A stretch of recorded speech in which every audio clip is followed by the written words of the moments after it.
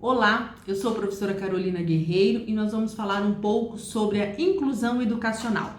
Ainda existem alguns equívocos em relação ao processo inclusivo. Nós temos que pensar em uma escola para todos.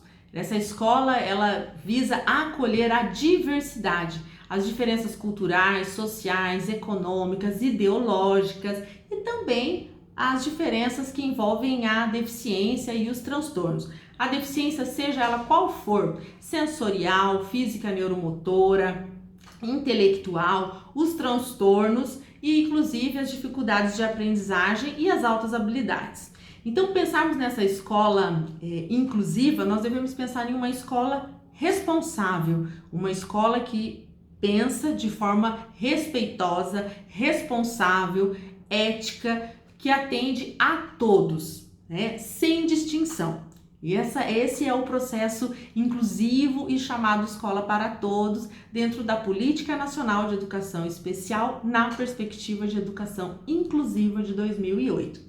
Desde a Declaração de Salamanca, a gente está falando de uma escola mais justa, igualitária, mas na verdade essa escola, idealizada, ela é antes da Declaração ainda de Salamanca. Então são grandes marcos internacionais em que o Brasil concordou, né? Ou ele estava lá, ou ele concordou com isso, nessa escola para atender à diversidade. Então, a inclusão, é importante nós termos em mente que ela não é a simples matrícula. Termos a matrícula de um aluno com, por exemplo, com deficiência na escola, não efetiva, não legitima a inclusão.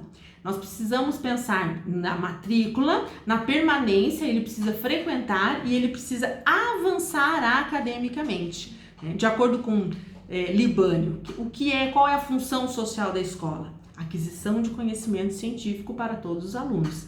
Então, diante das especificidades dessa criança, desse jovem, ele vai aprender e não só apenas interagir. Nós aprendemos com as nossas relações e crescemos com ela, mas nós não podemos permitir que a escola seja um local somente de socialização. Ela é importantíssima também na divisão e nas nossas relações com o outro.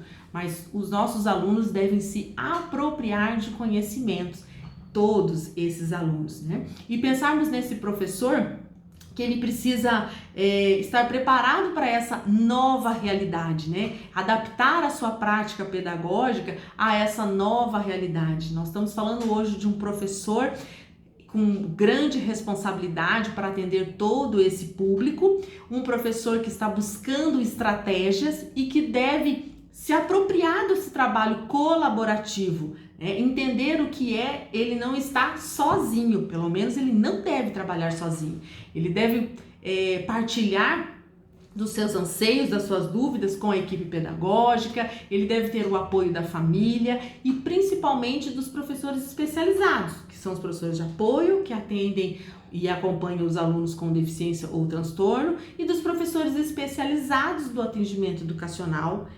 especializado, o chamado AEE, por meio das salas de recursos ou dos centros de atendimento. Então, esses professores vão disponibilizar do seu conhecimento, da sua prática e auxiliar esses professores, seja para atendimento dos alunos com baixa visão, com cegueira, para a criança que apresenta a surdez, o transtorno do espectro autista. Então, esse professor, ele não é uma ilha, ele vai trabalhar por meio desse trabalho colaborativo, com o apoio desses profissionais, que é extremamente importante, e o tempo todo ele vai estar na formação na ação. É o que Isabel Larcão fala. Nós não temos mais esse tempo para nós formarmos, nos prepararmos, distanciarmos da escola, voltarmos para atuar, né? Nós estamos formando e aprendendo hoje com os nossos alunos. E também, gente, o que fica aqui,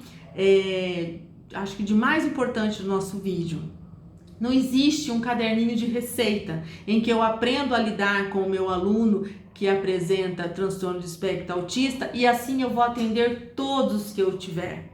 Eu preciso conversar com o meu aluno, entender as especificidades daquela criança, daquele jovem, né? Saber de deficiência intelectual é importante, mas eu preciso perguntar para o meu aluno se ele está entendendo. Se eu tenho um aluno com baixa visão, não é uma regra que eu preciso deixar claro todas as salas e deixar o menino super próximo do quadro. Isso não seria benéfico.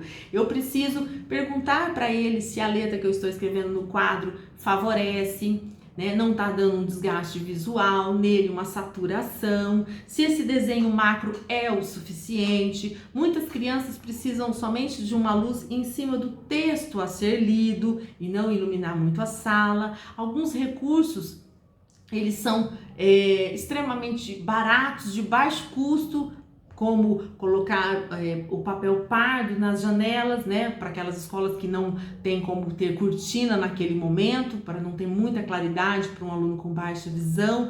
São recursos e estratégias simples que resolvem de forma imediata uma situação em que vai auxiliar e favorecer muito aquele aluno naquele momento e durante o ano letivo. E você ser parceiro realmente do professor de apoio, do AEE, e ter realmente a equipe pedagógica articulando, toda essa situação que envolve o processo inclusivo, inclusive tendo uma boa mediação e um bom relacionamento com a família. A família entender que a escola está trabalhando em prol do desenvolvimento do seu filho é extremamente importante. Confiar na escola, confiar no professor, na equipe pedagógica, valorizar esse trabalho, isso dá um apoio emocional, isso valoriza o profissional e ele se sente mais engajado na pesquisa e para atender melhor o seu filho. Espero que vocês tenham gostado e essa reflexão ela é extremamente importante para quem tem um filho com deficiência, para quem está na escola, para quem está no AEE. Não, é um processo que não pode ter peso. O processo inclusive ele tem que ser leve. Se cada um fizer o seu papel e todos, com a motivação de desenvolvimento e de avanço acadêmico da criança, do jovem, do aluno, nós vamos conseguir fazer esse trabalho e articular com uma forma muito ética, muito respeitosa, sem ter o professor como uma pessoa se sentindo cansada ou desamparada dentro desse processo inclusivo. Isso é extremamente importante. Meu respeito a todos os professores que estão atuando com esse processo inclusivo e com essa escola que podemos chamar ela de mais complexa, essa escola para todos.